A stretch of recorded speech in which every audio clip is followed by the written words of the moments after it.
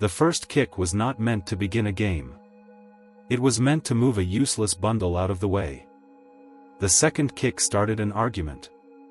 And before sunset, two groups of hunters had placed stones in the ground and agreed that whatever passed between them would decide who controlled the valley. No archaeologist can prove that this match happened. But long before cities, writing, and stadiums, humans already knew how to run, compete, cooperate, and turn ordinary objects into games. The leather pouch rolled through the grass. It was old, stretched, and uneven, a food bag too worn to carry anything valuable. Dry grass, wool, and scraps of hide had been packed inside and tied with leather cord. Arak had kicked it only because it lay beside his foot. The pouch struck a stone, changed direction, and passed through a narrow gap between two rocks. Someone laughed. Then Torek kicked it back. His foot met the leather with a heavy sound. The pouch lifted, turned awkwardly in the air, and landed among Arak's people. For a moment, both groups watched.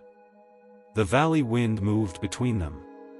Spears remained in human hands, but no one was looking at the cave or the hunting ground. Arak stepped forward and struck the pouch back. Torek stopped it beneath his boot and returned it harder. It escaped Arak and rolled toward Nara. She moved sideways, judged its uneven path, and tapped it away from a stone. Someone from Torek's group ran after it. Then another person joined. Within moments, people who had arrived prepared to fight over the valley were chasing a damaged leather bag through the grass. One of Torek's companions bent down, seized the pouch in both hands, and ran. Arak shouted. The runner stopped. What? You carried it. No one said I could not. Torek laughed, but Nara watched the pouch. If hands carry it, she said, the feet have no purpose. The runner held it against his chest. It reaches the stones faster. That is not the same thing, Arak replied.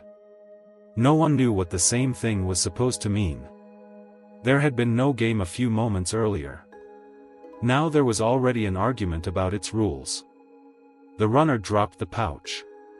Torek kicked it away before Arak could reach it, and suddenly both groups were moving again. The useless object had become something everyone wanted to control. Kima, watching from beside the cave path, understood that something else had changed as well. Only that morning, Arak's group had believed the valley belonged to them. They had descended from colder ground after days of rain and found a wide grassy hollow beneath limestone cliffs. Pine and birch covered the lower slopes. A stream crossed the valley, fed by melting ice in the distant mountains. Herds grazed beyond the trees. Most important was the cave. Its entrance faced away from the strongest wind, and the floor remained dry beyond the opening. Old ash showed that other people had used it before, though no one knew when. Arak's group reached it first. They carried their possessions inside and began preparing a fire. Then Nara found human footprints beside the stream. The second group entered the valley before midday, tired from travel and carrying stone tools, wooden spears, skins, and portable supplies. Torek walked near the front. He looked first at the smoke near the cliff. Then at the grazing animals. Then at Arak. His group claimed that their families had used the valley during an earlier season. They knew the cave and the paths the herds followed when the weather changed. Arak's people answered that the place had been empty when they arrived. There were no permanent boundaries and no proof of ownership. Both groups needed the same things: shelter, water, wood, and access to animals. Leaving meant accepting another journey into colder, less certain country. The disagreement remained controlled at first. People pointed toward the cave and the hunting ground. Each side watched the weapons carried by the other without admitting that it was watching. Arak wanted to stand at the front. He was 19, quick and unusually good at predicting movement, but he was not the strongest hunter in his group. When the argument hardened, larger bodies moved ahead of him. Torek never had that problem. His strength was visible in the way he occupied the cave path, as though refusing to move were already a victory. Nara watched differently. She noticed who followed Torek's movements, who guarded the supplies, and where open space remained between people. Kima saw the cost of what might happen next. An injured hunter could not follow game. A damaged hand could not repair clothing or shape stone. If violence began, both groups would enter the coming season weaker. Neither side wanted to yield. Then a rock kicked the pouch. Now Torek chased it with the same force he carried into every confrontation. He drove it forward, scattering those who stood too close. A rock answered with speed. Nara studied the way the ball moved. It traveled farther when struck through its fuller side. It turned sharply when a foot caught the tied end. Each bounce shifted the stuffing and changed its path.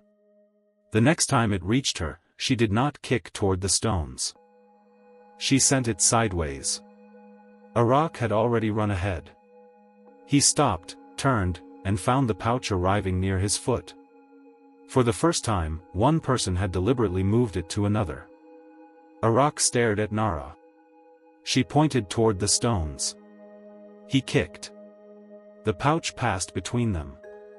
Several observers shouted, though no one had agreed that this meant anything. A child from Torek's group moved one marker farther aside. Both groups protested. "That makes it easy," a rock said. "It was already there," the child replied. It was not. The stone was returned, but not to its original place. Now the gap itself became part of the dispute. How wide should it be? Must the pouch pass completely through? Could someone stand in front of it? The game had existed for less than an hour and was already creating problems no one had imagined. Torek charged after the pouch, struck a rock aside with his shoulder, and drove it between the stones. A rock rose from the grass. "You struck me. I reached it first. You struck me before you reached it." Torek spread his hands. Then moved faster. Several people stepped closer. The argument was no longer only about the game. Kima entered the space between them. "No broken bones," the elder said. Torek looked toward the cave. "Then how is anything decided?" Kima glanced at the pouch resting beyond the markers. "Perhaps it already is." Silence followed. Kima had not invented the contest. No one had. It had emerged from accident, movement, and disagreement. But for a short time, both groups had stopped arguing about the valley. They had argued about hands. About stones. About whether Torek had struck a rock unfairly. Their anger had found boundaries. Kima pointed toward the dry cave. One group sleeps there first. Then toward the distant herd. One group chooses the first hunting path when the animals move. Finally, Kima pointed at the pouch. "Let this decide." The proposal sounded absurd. A damaged leather bag would determine shelter and access to game. But the alternative waited nearby in the form of spears and stone points. A disputed game could end without weakening everyone needed for the difficult season ahead. The groups withdrew to speak separately. Arak wanted the contest immediately. He had made the first kick. He was faster than Torek, and he imagined himself driving the pouch between the stones while everyone watched. Nara was less certain. "No one knows how to win," she said. "Between the stones. How many times?" Arak had no answer. "And where does the ground end?" He looked toward the stream and forest. "Before the trees." "Which trees?" Arak frowned. Nara looked toward the other group. "If we do not decide now, we will decide while angry." Across the grass, Torek argued that strength should settle the contest quickly. If carrying the pouch was forbidden, he would force a path through anyone standing before him. One of his companions reminded him that Kima had forbidden deliberate injury. Torek replied that standing in his path was a choice. The first rules emerged because everyone imagined a different game. The groups would use equal numbers. The pouch had to pass between two stone markers. No one could carry it across the field. Deliberate blows were forbidden. The stream and forest edge formed the boundaries. The contest would end after an agreed number of successful passages through the stones, or when the fading light made play impossible. The agreement solved only part of the problem. How long could someone hold the pouch? Was pushing allowed? Could anyone move the stones? Still, both groups agreed to meet at sunset. The afternoon became preparation. 2 pairs of markers were carried into the flatter grass. The openings were measured by footsteps, which immediately produced another argument when Torek's longer stride created a wider goal. Kima told Nara to measure both. The leather pouch had already begun to split. Nara and another skilled worker pushed the stuffing back inside, tightened the cord, and bound the damaged section.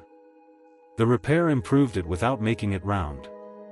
One side remained firmer than the other, and the tied end could still send it sharply away from its expected path. Arak tested it with a kick. The ball turned and nearly struck Kima. The elder did not move. Arak decided the repair was complete. Both groups selected their players. Strength mattered, but so did speed, balance, and the ability to change direction. Nara insisted upon joining Arak's side. No one objected for long. She had already understood more about the movement of the ball than most of them. Arak expected to become the center of the contest. He imagined the others sending the pouch toward him while he outran Torek and won the cave for his people. Torek stood near the opposite stones, certain that force would break any plan Arak attempted. Nara watched neither man. She studied the empty spaces between people. That was where the game seemed to exist before the ball arrived. Near the cliff, Kima looked at the two groups facing one another across the grass. The elder had prevented an immediate fight. Nothing more was certain. The contest might create a shared rule where none had existed. Or it might give the old conflict a new form. Mist descended from the mountains and entered the upper valley. The distant snow vanished first, then the higher trees. The light began to fade. People moved away from the playing ground. Spears were placed beyond easy reach. Children and older observers gathered near the slope where they could watch safely. The repaired pouch rested between the two groups. It had carried food once. Now it carried the valley. By sunset, 2 pairs of stones stood in the grass. Between them lay the leather ball. Neither group knew all the rules. Neither group knew whether the game would prevent a conflict or merely give it a new shape. But as Arak stepped forward and Torek faced him from the opposite side, everyone in the valley understood one thing. The useless bundle had become something worth winning. Mist moved through the upper valley. 2 stones marked each end of the uneven ground. The leather ball rested between Arak and Torek while both groups waited along opposite sides. There was no whistle. No clock. No person who knew every rule. Kima raised one hand. The hand fell. Arak moved first. Torek moved harder. They reached the ball together. Arak's foot touched it first, but the tied end struck the ground and sent it sideways. Both men ran past. Nara recovered it. The match immediately lost all shape. Most players chased the same moving pouch. Several waited because they expected someone to tell them where to stand. One hunter from Torek's group ran several steps toward the wrong stones before his companions shouted him back. Nara sent the ball into open grass. Arak reached it and kicked toward Torek's markers. The pouch rolled beside them. One of Arak's companions raised both arms. "We have it." "No," Torek said. "It missed." The celebrating player stared at the stones and slowly lowered his hands. The game continued. Arak tried to control every movement. He outran one opponent, then another, pushing the pouch ahead before anyone could reach it. But the ball obeyed no one for long. A kick through its full side sent it straight. A touch near the cord made it turn. A bounce shifted the stuffing inside and changed its speed. Torek won it and struck with enough force to send it over the nearest players. One of his companions followed and kicked toward a rock's stones. The ball hit the inside edge of one marker, passed partly through the gap, then rolled back onto the field. Torek's group shouted that it counted. Arak's people protested. "It passed through," Torek said. "Part of it did," Arak replied. "How much must pass?" "All of it." "You decided that now." "So did you." Kima stepped toward the stones. "If it returns before passing fully beyond them," the elder said, "it does not count." Torek's people disliked the answer. Arak's side accepted it too quickly. But the game could move again. Arak took the ball and ran. Nara moved into open space beside him. She lifted one hand. He saw her. He also saw a path toward the stones. This was the moment he had imagined before the match, everyone watching as his speed won the valley. He continued alone. He passed one defender, touched the ball too far ahead, and lost it when the tide end sent it across his path. Torek stepped between him and the pouch. Arak stopped and looked back. Nara lowered her raised hand. She said nothing. She did not need to. Arak knew she had been open. He turned after Torek without admitting it. Torek made the opposite mistake. He drove the ball forward with such force that his companions struggled to follow.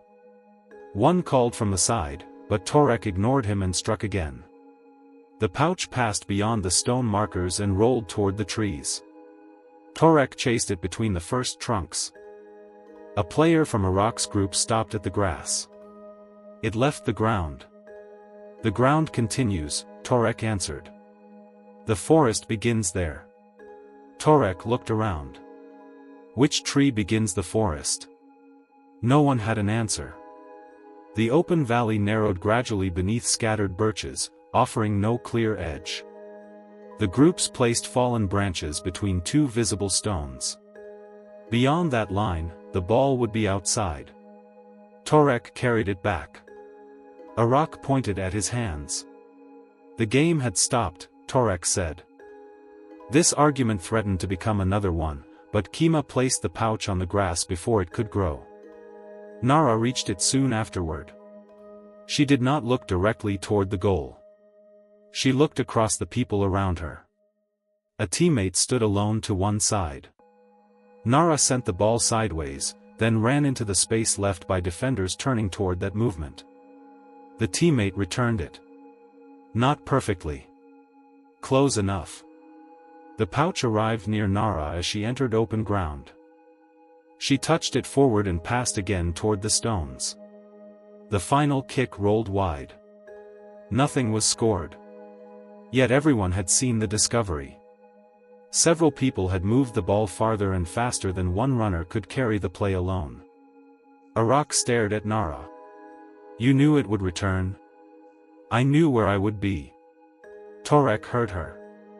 The next time Nara received the ball, he moved toward the person beside her instead. Strength could stop a body. It was harder to stop a decision made before he arrived. The observers changed too. They still shouted for powerful kicks and sudden runs, but now a different sound passed through them whenever the ball moved sideways and appeared again in open ground. The match was becoming more than pursuit. Then a defender caught the ball. Arak's group had sent it toward Torek's stones when the person nearest them lifted both hands and trapped the pouch against his chest. Arak shouted. "Hands!" "I did not carry it," the defender replied. "You caught it." "I protected the stones."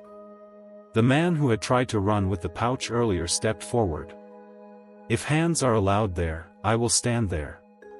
Both groups laughed. After another argument, they reached an imperfect agreement. One person near each pair of markers could use hands to stop or push the ball away. That person could not carry it forward through the field. The volunteer hurried into position.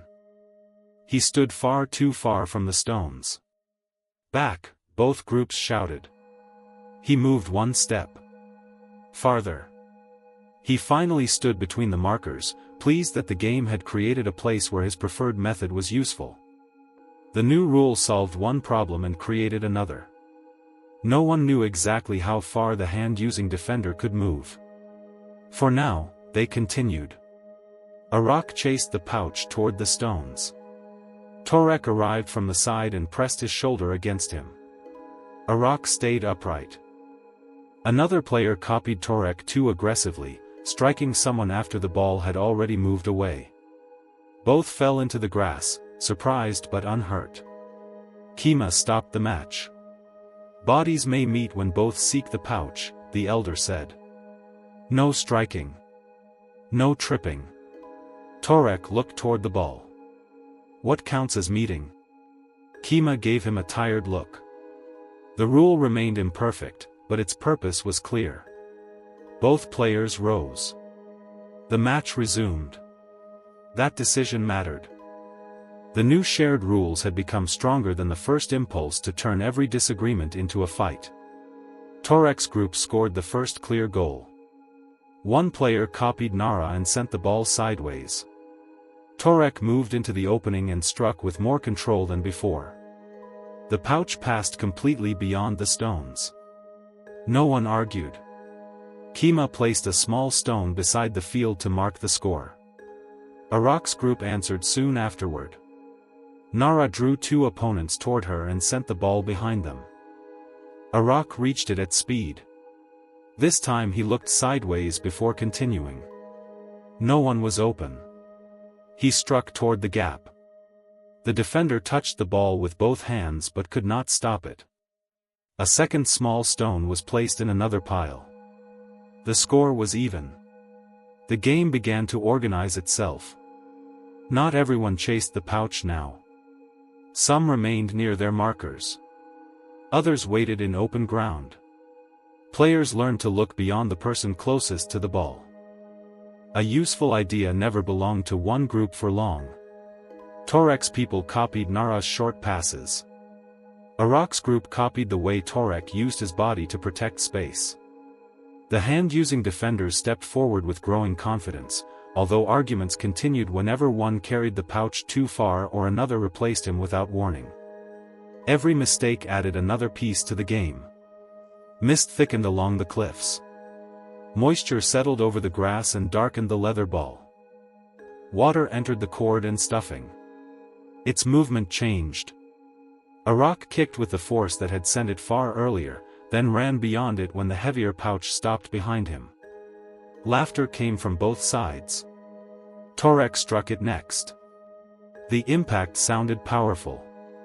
The ball traveled only a few steps. He looked down at it as though it had insulted him. Nara adapted with shorter passes. She kept the ball close and moved it before the wet leather could turn unpredictably. Then one of her touches fell short and Torek intercepted it. She adjusted without complaint. Understanding did not make anyone perfect. Torek's side scored again when the damp ball slipped beneath the defender's hands. A second stone joined their pile. Arak's group answered through several short movements. Nara sent the ball sideways, received it again, and released it before Torek could reach her. Arak drew the remaining defender toward him and redirected the pouch to a teammate approaching the stones. The kick passed through. Two stones now stood in each pile. The match was tied. Players breathed harder. Wet grass clung to clothing. The ball grew heavier with every minute. Near the stream boundary, Arak and Torek reached it together. Torek tried to protect it. Arak touched it sideways. Another player arrived and struck the tied end.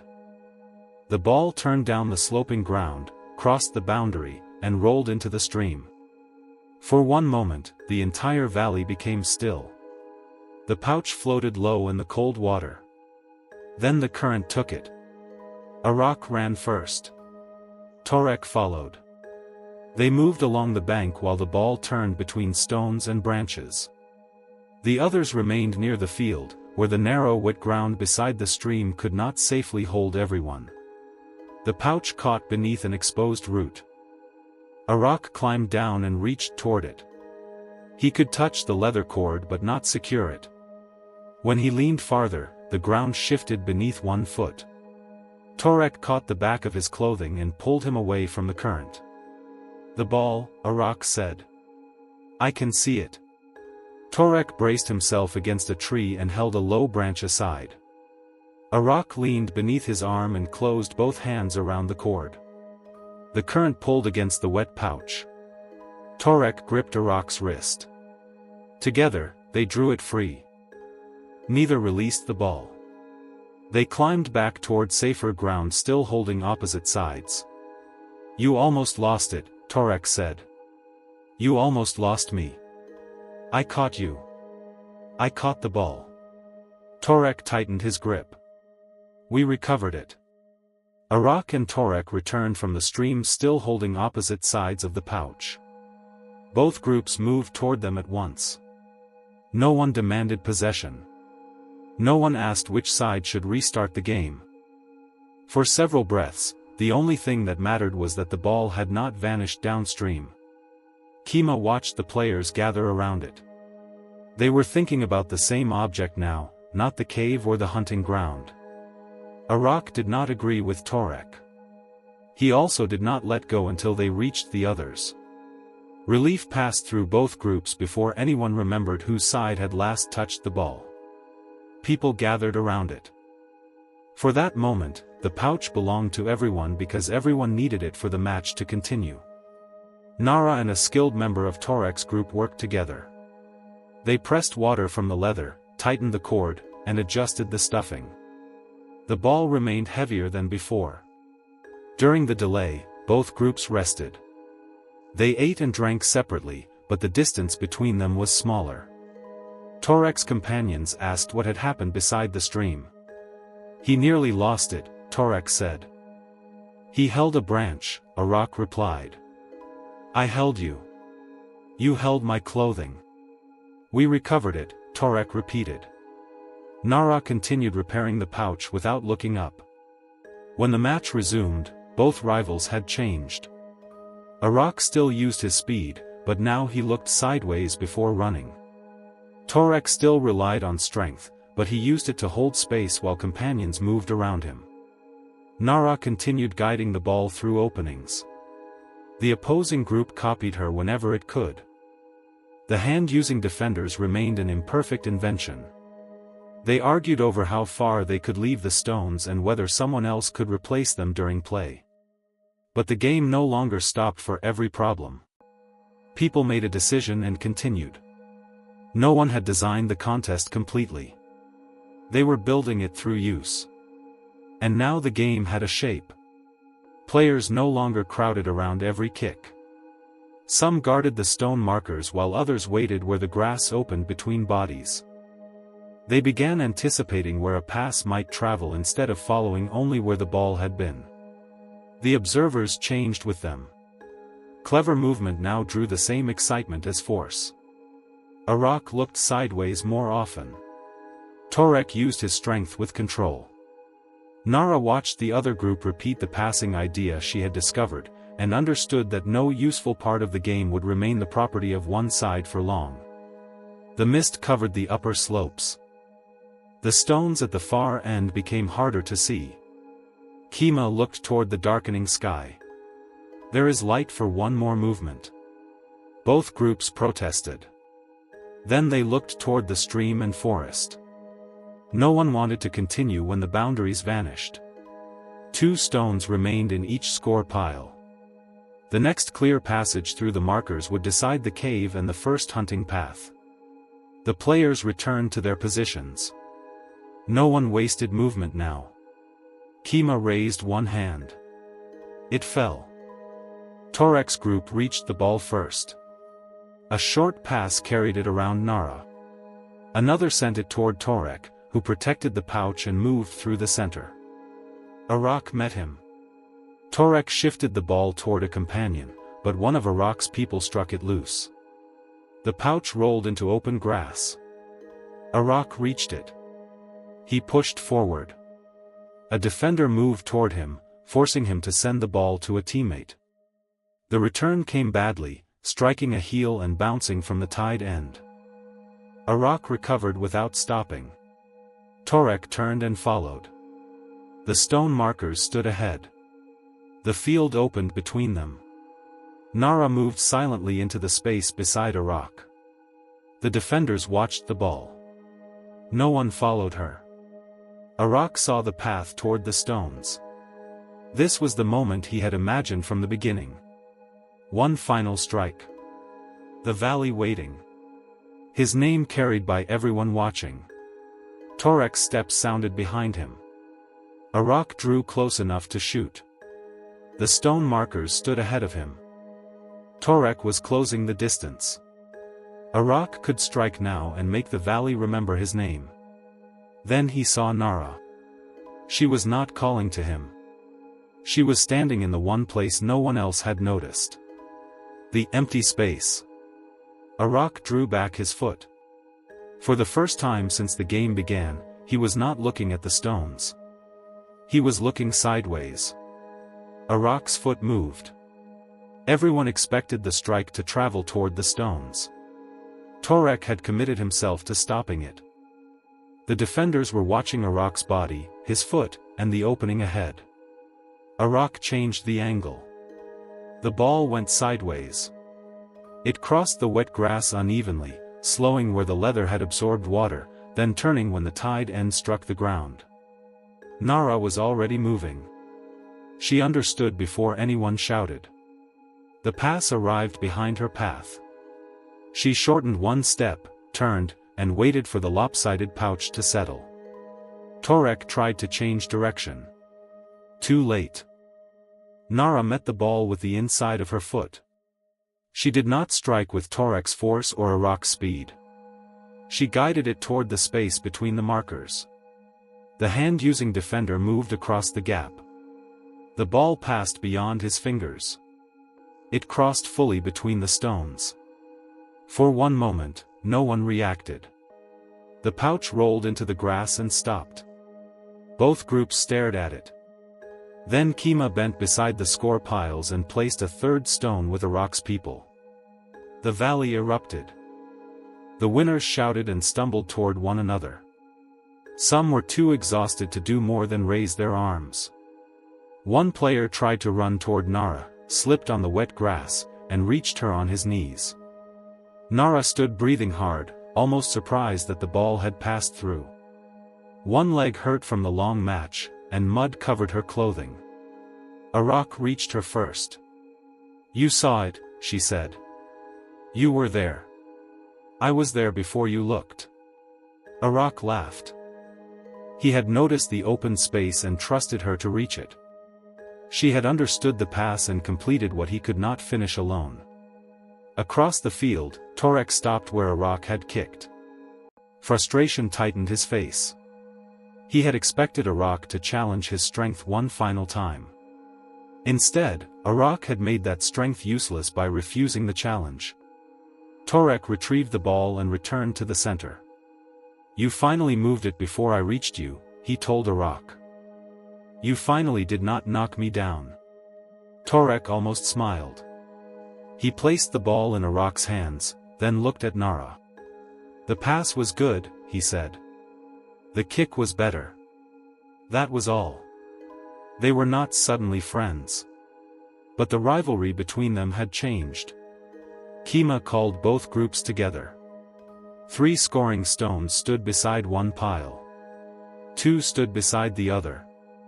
"The result is clear," the elder said. No one disputed it. Arak's group had earned the first right to use the dry cave and the first choice of hunting path when the herd moved again. For a moment, victory meant exactly what they had imagined. A dry floor. A protected fire. Children sleeping beyond the night wind. Then Arak looked across the field. Torek's people stood near the stream in wet clothing. Their hurried shelters beneath the trees were already collecting mist. Children watched the cave while the adults gathered their possessions. If they were driven away, they faced exposed ground or another uncertain journey. The game had prevented a fight. Taking everything might only postpone one. Nara followed Arak's gaze. "The cave is large," she said. One of their hunters turned toward her. "We won it. We won the first place in it." Arak looked toward Kima. "We take the deeper chamber tonight. They use the outer part." "And the hunting path?" someone asked. "We choose first," Arak said. "After that, we alternate." A member of Torek's group shook his head. "You return part of the valley and expect thanks?" Torek answered before Arak could. "We bring something too." He pointed toward the northern forest. "We know the path beyond the stream and where the animals cross after heavy rain." His group brought hunters, tools, strength, and knowledge from an earlier season. Arak's people had secured the cave and learned the southern ground. Together, they knew more of the valley. Nara added one final condition. "If food becomes scarce enough that children cannot eat, it is divided." Not everyone welcomed the proposal. Sharing would bring new arguments, and each group would keep its own leaders and customs. But they could occupy different parts of the cave, alternate the hunting routes, and help when danger threatened everyone. Kima allowed both sides to object. Then the elder looked toward Torek. "Do you accept?" Torek studied his people. Some remained suspicious. So did people on Arak's side. But the valley offered no perfect choice. "We accept," Torek said. Kima glanced at the score stones. The game decided who chose first. It did not decide that the others must disappear. That night, 2 fires burned inside the cave. At first, the groups remained apart. Firelight moved over the limestone walls. Wet hides hung where smoke and warmth could reach them. The cave smelled of meat, leather, damp earth, and wood smoke. Children watched one another across the darkness between the fires. The adults pretended not to notice. The battered ball rested near the edge of Arak's fire. Its leather had loosened, and damp stuffing showed beside the cord. Nara repaired it with another piece of hide while someone from Torek's group held the binding tight. When they finished, it was less round than before. A child from Arak's group rolled it across the cave. It stopped near a child beside Torek's fire. The second child looked toward the adults. No one objected. A small foot sent it back. One tired hunter covered his face.